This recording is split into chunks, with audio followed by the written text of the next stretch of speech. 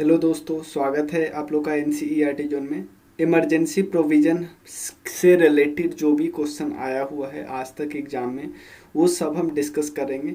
Book कौन सा है? हमारा राकेश यादव सर के बुक में, जिसमें जितने भी एग्ज़ाम होते हैं एसएससी, सीजीएल, सीएचएसएल या जो भी रिलेटेड एग्ज़ाम होते हैं, या एसएससी का मैट्रिक लेवल एग्ज़ाम जो होता है, और डेटा एंट्री, कुछ भी, उस सब के क्वेश्चन को एकुमुलेट किया होता है, एक जगह इकट्ठा किया होता है।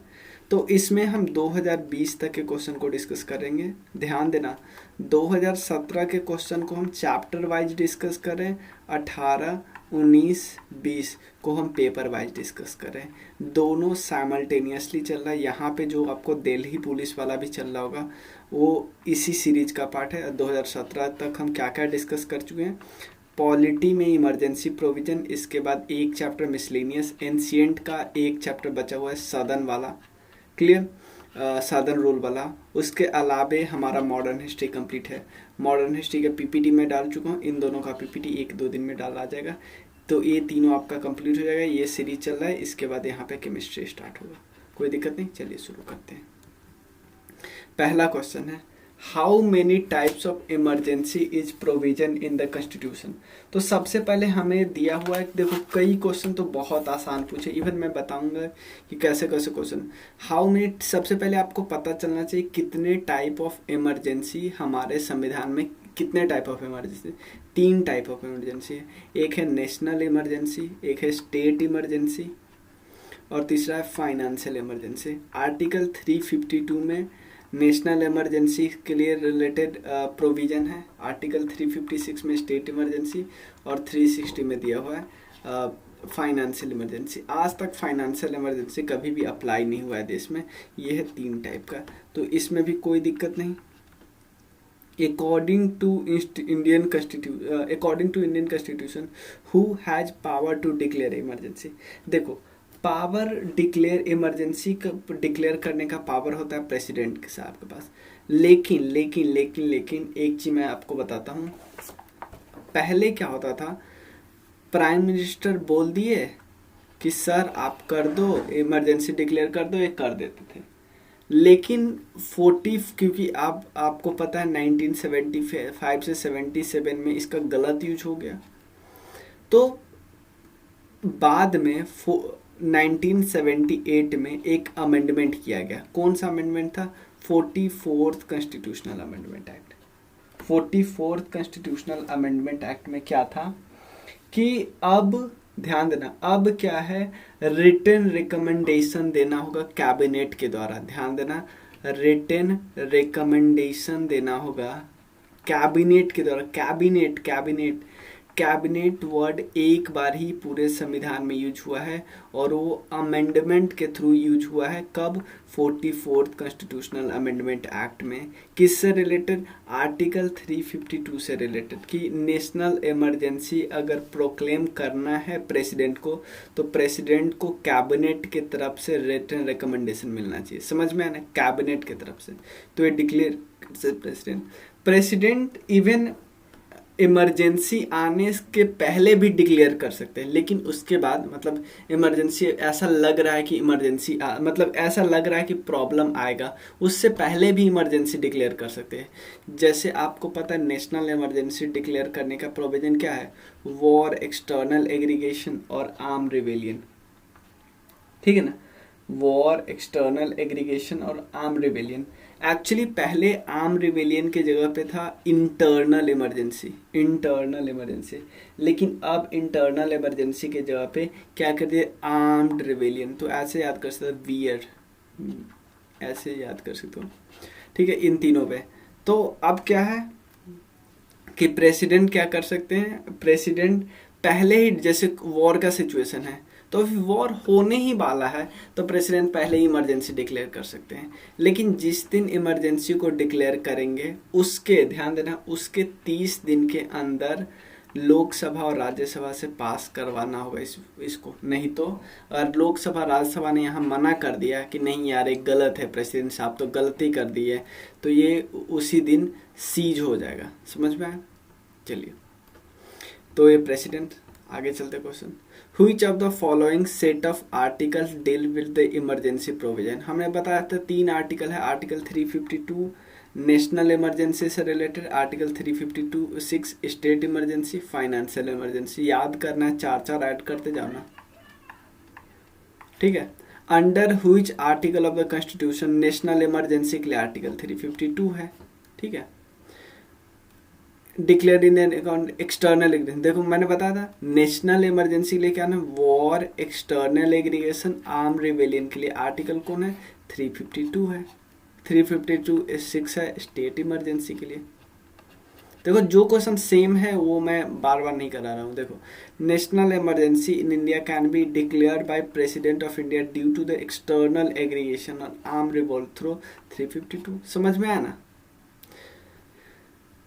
368 जो आर्टिकल है वो तो एक्चुअली अमेंडमेंट के लिए है, अमेंडिंग पावर इसके थ्रू है। The if a president declare emergency, चलो ठीक है, प्रेसिडेंट ने इमरजेंसी डिक्लेयर कर दिया, this proclamation must be approve by parliament with in. सबसे पहले है कि अगर प्रेसिडेंट ने डिक्लेयर कर दिया कि चलो इमरजेंसी डिक्लेयर कर दिया, तो दोनों हाउस को, ध्यान देना, मतलब पार्लियामेंट को कितने दिन के अंदर उसको अप्रूव करना होगा भाई, डिपेंड करता है कि वो किस टाइप का इमरजेंसी है। ध्यान देना, डिपेंड करता है किस टाइप का इमरजेंसी है। लेकिन मान लो, क्योंकि यहाँ पे कुछ नहीं लिखा है, यहाँ पे एक्चुअली यहाँ पे बताया गया है डिक्लेयर इमरजेंसी, देन अगर कुछ नहीं लिखा है तो आप नेशनल इमरजेंसी मान लो। समझ रहे, कुछ नहीं लिखा हुआ तो नेशनल इमरजेंसी मान लो। अगर प्रेसिडेंट नेशनल इमरजेंसी डिक्लेयर करता है तो इस प्रोक्लेमेशन को पहले ही डिक्लेयर कर दिया। डिक्लेयर क्यों, कैसे किया होगा, कैबिनेट से रिटन रिकमेंडेशन मिला, डिक्लेयर कर दिया, लेकिन इसको अप्रूवल के लिए पार्लियामेंट के दोनों हाउस से अप्रूवल चाहिए, लोकसभा राज्यसभा से। ध्यान देना, दोनों से कितने दिन के अंदर, 30 दिन के अंदर अप्रूवल चाहिए, 30 दिन के अंदर। समझ में ना, 30 दिन के अंदर अप्रूवल चाहिए। समझ में, 30 दिन। आप बोलोगे भैया पहले तो हमने सुना था पहले 2 महीने था, अब आपने 1 महीने क्यों बोला। हाँ, 44th कॉन्स्टिट्यूशनल अमेंडमेंट एक्ट में बदलाव किया गया। आपको पता ना, 2 अमेंडमेंट बहुत फेमस है इमरजेंसी के सिचुएशन। 42nd अमेंडमेंट, जिसमें इंदिरा गांधी ने संविधान में इतने सारे बदलाव किए ताकि अपने पावर को बढ़ाया जा सके, और 44th में एक्चुअली अगली बार जनता गवर्नमेंट आ गई थी, उसने क्या किए, इस बदलाव को ऑलमोस्ट कंपनसेट करने के लिए बहुत सारे अमेंडमेंट लाए कि इनके बदलाव को ज़्यादा थोड़ा कोलैप्स करने के लिए बहुत सारे अमेंडमेंट लाए। समझ में। तो इसमें लगा कि यार 2 महीने अगर रखेंगे, 2 महीने अगर अप्रूवल टाइम रखेंगे तो यहाँ पे तो लोग प्रूव कर देंगे, यहाँ पे तो लोग रिकमेंडेशन से चलो कैबिनेट हाँ बोल दिया तो चलो ये पार कर देंगे। लेकिन हम 2 महीने का देंगे तो यार तब तक लोग बहुत परेशान रहेंगे, इसलिए 1 महीने का टाइम देते हैं। तो अब क्वेश्चन उठता है कि अगर लोकसभा सेशन में ही नहीं है तो हम तो ये मानते हैं राज्यसभा तो कंटिन्यू बॉडी हो, सेशन में ही होगा। तो राज्यसभा तो इन बिटवीन पास करना ही पड़ेगा, मतलब पास इन द सेंस अप्रूव करना ही पड़ेगा, ठीक है ना। लोकसभा अगर सेशन में नहीं है तो लोकसभा जिस सेशन में नहीं है, लोकसभा जिस दिन पहली बार बैठा उसके 30 दिन के अंदर आपको लोकसभा को क्या करना होगा, पास करना होगा, मतलब अप्रूव करना होगा। अब अप्रूवल कैसे करना है, अप्रूवल बाय सिंपल मेजॉरिटी से करना है, सिंपल मेजॉरिटी से। समझ में आया ना, सिंपल मेजॉरिटी से, सॉरी सिंपल नहीं, सॉरी स्पेशल मेजॉरिटी से। स्पेशल मेजॉरिटी का डेफिनेशन आपको पता ना, 368 के अंदर नहीं आपको पता है, स्पेशल इमरजेंसी, स्पेशल मेजॉरिटी, कोई दिक्कत नहीं। स्पेशल मेजॉरिटी आपको पता है ना, 2/3 of present and voting and plus absolute majority, दोनों फुलफिल होना चाहिए। मतलब 545 अगर लोकसभा में है तो पहले 273 लोग हाँ बोलने चाहिए, और उसके अलावा मतलब 273 लोग का वोटिंग होना चाहिए हाँ, और उसके अलावा जितने लोग अभी प्रेजेंट है ना हाउस में और जितने लोग वोट कर रहे हैं, प्रेजेंट और वोटिंग, मतलब प्रेजेंट है 400 लो, लेकिन वोट कर रहा है 300, तो हम सिर्फ 300 को गिनेंगे, 400 को नहीं गिनने जाएंगे। इसमें से 2/3 लोगों का हाँ बोलना जरूरी है। और ध्यान देना, ये 2/3 जो होगा ना, या इसका 2/3 तो 200 ही हो गया, तो क्या स्पेशल मेजोरिटी हो गया? नहीं, इसका 2/3 जो होना चाहिए उसका वैल्यू मिनिमम इतना होना चाहिए। मिनिमम इस 2/3 का वैल्यू मिनिमम कितना होना चाहिए? एब्सोल्यूट मेजोरिटी के बराबर होना चाहिए। इसका मिनिमम वैल्यू 273 होगा, तभी अप्रूव होगा, नहीं तो नहीं। यानी ये भी अलग से पास होना चाहिए, ये भी अलग से। समझ में आया? चलिए, अब अगर क्वेश्चन उठाते हैं कि अगर अगर मान लो अगर अप्रूव नहीं किया तो, अप्रूव नहीं किया तो कोलैप्स हो जाएगा, कोई दिक्कत नहीं, ठीक है ना। कोलैप्स कितने दिन में हो? 6 मंथ में होगा। जिस दिन इनिशिएट किया ना, उसके 6 मंथ के अंदर ये क्या हो जाएगा? इमरजेंसी कोलैप्स हो जाएगा। समझ में आया ना? 6 मंथ तो कम से कम चलेगा भाई। चलिए, a proclamation of emergency under article 352 on account of war and external aggregation require approval of parliament within 1 month. पता है, पहले 2 मंथ था, हमें ये भी पता है। What is the period with in, ये तो हमें पता है। सेम क्वेश्चन देखो ना, सेम क्वेश्चन 3 बार आया। The president of India can issue a proclamation of national emergency only on the written recommendation of cabinet. समझ में आया? कैबिनेट की बात की है, और कैबिनेट वर्ड पहली बार यूज हुआ है। कैबिनेट वर्ड पहले नहीं था, ठीक है ना, कैबिनेट वर्ड पहले नहीं था, कोई दिक्कत नहीं। चलिए, रिटन रिकमेंडेशन चाहिए। कैबिनेट में आपको पता है ना, कैबिनेट में वही मिनिस्टर ही होते हैं जो कैबिनेट रैंक के मिनिस्टर होते हैं, जो हायर ऊपर वाले मिनिस्टर, जैसे मिनिस्ट्री ऑफ होम अफेयर्स की बात कर लो, फाइनेंस, एक्सटर्नल अफेयर्स, डिफेंस, ये सारे मिनिस्टर होते हैं। How many times the president declare national emergency? President अभी तक नेशनल इमरजेंसी कितने बार डिक्लेयर किया? देखो, आप बोलोगे भैया स्टेट इमरजेंसी कितने? बथेरे बार। स्टेट इमरजेंसी का तो पूछो ही मत। स्टेट इमरजेंसी इतने बार डिक्लेयर किया है कि इवन मैं यूपी का पढ़ रहा था, सिर्फ यूपी में 1700 दिन प्रेसिडेंट रूल रहा है। 1700 दिन सिर्फ यूपी की बात करें तो अभी तक कितने बार हो गया है? मतलब नेशनल इमरजेंसी हुआ तो है 3 बार। अब क्वेश्चन उठता है कब कब हुआ है? देखो, आप आराम से गेस कर सकते हो। सबसे पहले 1962 में हुआ। कब? जब चाइना की एग्रीगेशन दिखा रहा था, चाइना अपना एग्रेशन दिखा रहा था। तो सबसे पहले 26 अक्टूबर 1962 को प्रोक्लेम किया गया, और वो चला कब तक? रिवोक कब हुआ? 1968 में रिवोक हुआ, जनवरी, 10 जनवरी। क्लियर? उसके बाद सेकेंड टाइम हुआ, ऑब्वियसली पाकिस्तान के साथ वॉर हो रहा था 1971 में।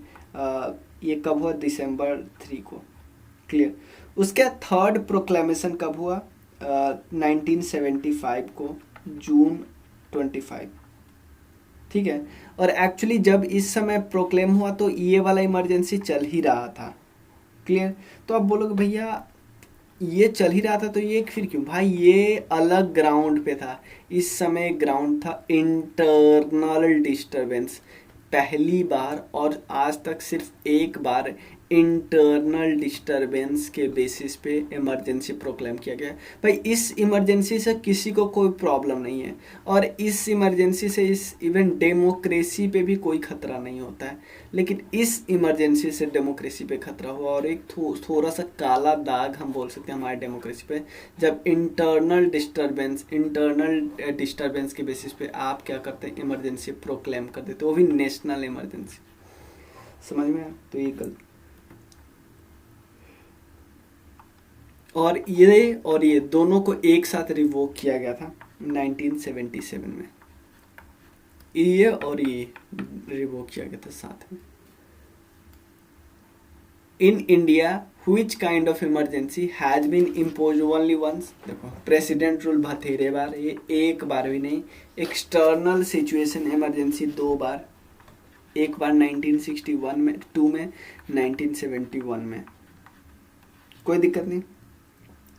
तो एक बार कौन किया गया था? इंटरनल डिस्टरबेंस इमरजेंसी 1975 में। इंदिरा गवर्नमेंट के संस्कार थे। ठीक है, इसीलिए अब इंटरनल डिस्टरबेंस को 44th कॉन्स्टिट्यूशनल अमेंडमेंट एक्ट में क्या कर दिया गया, इसको बोल दिया गया कि इसके जगह पे आर्म्ड रिवेलियन बोल दिया। आर्म्ड रिवेलियन होगा तभी आप इमरजेंसी डिक्लेयर कर सकते हो। समझ में आया ना? देखो कितना आसान क्वेश्चन है। Which period will depict internal emergency in India under article 352। Internal emergency, देखो एक तो आपको डेट याद होगा, थोड़ा बहुत अगर साल भी याद होगा तो आपको पता है ये दोनों तो बाहर गया, ये तो उल्टा ही दिया है भाई। एक तो पता है यहाँ, तो काफ़ी यार बहुत हद तक काफ़ी डेट दिया हुआ, काफ़ी डरावना डेट दिया हुआ है, इसलिए प्लीज़ थोड़ा सा आपको ध्यान देना ही होगा। मतलब ये डेट आप बाहर कर सकते हो लेकिन इन दोनों में फिर भी फंस जाओगे। 25 जून से 21 मार्च के बीच है। ठीक, 1975 में किस आर्टिकल में, देखो कितना आसान क्वेश्चन है। At the times of emergency president of India कौन है? देखो प्राइम मिनिस्टर तो हम सबको याद है कि भाई इंदिरा गांधी प्राइम मिनिस्टर थी, लेकिन उस समय प्रेसिडेंट थे फखरुद्दीन अली अहमद। फखरुद्दीन अली अहमद को जैसे इंदिरा गांधी बोली वो सीधा इम्पोज कर दिए। एक्चुअली था क्या, उस समय फखरुद्दीन अली अहमद को कोई डर भी तो नहीं था। पता है क्यों? क्योंकि एक आर्टिकल है 38 कॉन्स्टिट्यूशनल अमेंडमेंट एक्ट 1975 में एक अमेंडमेंट किया गया। उसमें क्या अमेंडमेंट किया गया कि प्रेसिडेंट का जो, ध्यान देना, प्रेसिडेंट साहब जो डिक्लेयर करते हैं इमरजेंसी, वो बियॉन्ड है जुडिशियल रिव्यू के। मतलब कि चाहे उनका डिसीजन कितना भी मैलाफाइड क्यों नहीं हो, कितना बेकार क्यों ना हो, वो जुडिशियल रिव्यू के बियॉन्ड है। लेकिन आपको पता है 44th में क्या किया, बहुत बड़े बड़े बदलाव किए गए। ये भी बदलाव यहाँ पे किया गया कि जुडिशियल रिव्यू के अंदर है डिसीजन, मतलब इन पे जुडिशियल रिव्यू किया जा सकता है। लेकिन कब किया गया? 44th के बाद। नेशनल इमरजेंसी इंटरनल डिस्प्यूट पे किया गया 75 में। याद बार बार के 25 जून से 21 मार्च, 25 जून 1975 से 21 मार्च 1977, क्योंकि डेट याद हमें बार बार जब भी क्वेश्चन ऐसा करेंगे ना जिसमें साल आया तो हम डेट भी एक बार रिपीट ही कर लेंगे ताकि हमें याद ना हो। During emergency imposed under article 350 which of the following constitutional provision stands suspended। कौन सा आर्टिकल क्या हो जाता है? सस्पेंड कर जाता है। देखो इसमें भले ही लिखा हुआ फंडामेंटल राइट, लेकिन फंडामेंटल राइट का सारा आर्टिकल सस्पेंड नहीं होता है। मैं आपको बताता हूँ, सिर्फ आर्टिकल 19 सस्पेंड हो जाता है। ठीक है ना, सिर्फ आर्टिकल 19 सस्पेंड हो जाता है। मैं आपको बताता हूँ, ये तो लिखा हो, ये सिंपल समझो। जैसे ही दो आर्टिकल याद रख ली, एक आर्टिकल है 358, एक आर्टिकल है 359। 358 बोलता है कि जैसे ही नेशनल इमरजेंसी आया आर्टिकल 19 गया।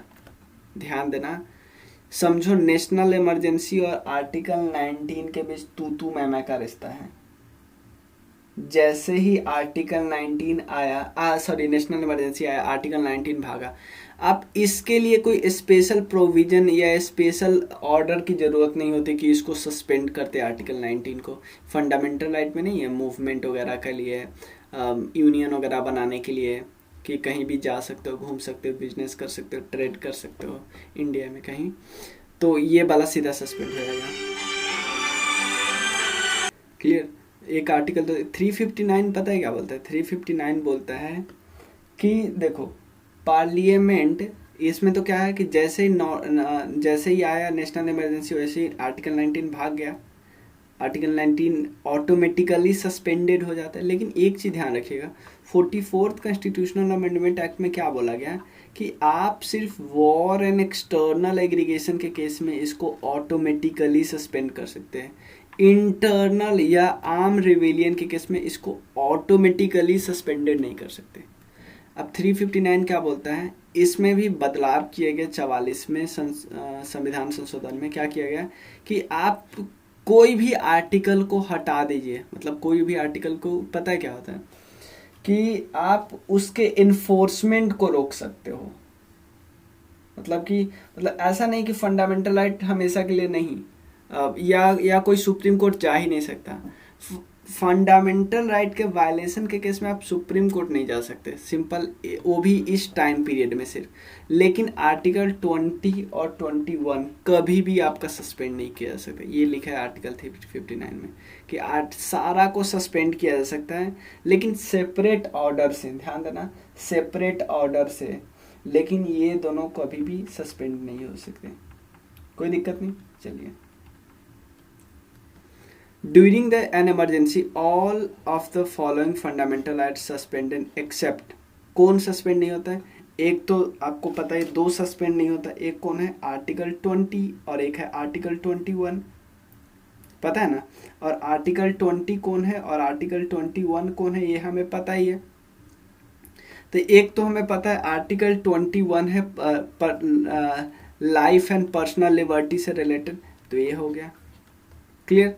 और एक है आर्टिकल 20, क्योंकि ये सब तो आपको पता है, ये आर्टिकल 19 का पार्ट है, ये सारा है तीनों। ये आर्टिकल 21 है, एक आर्टिकल 20 भी, ठीक है। चलिए, लास्ट क्वेश्चन हम कर रहे हैं। A law can be enacted और executive order issued even contrary to article 19 during proclamation of emergency,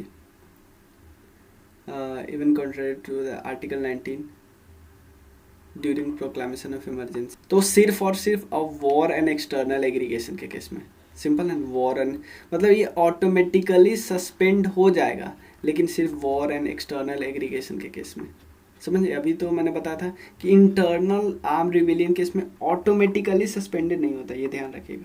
किया जा सकता है, वो अलग बात है। तो यहाँ तक हो गया, उसके बाद आगे हम डिस्कस करेंगे 21 से 51 तक, हम नेक्स्ट वीडियो में करेंगे। Thank you so much.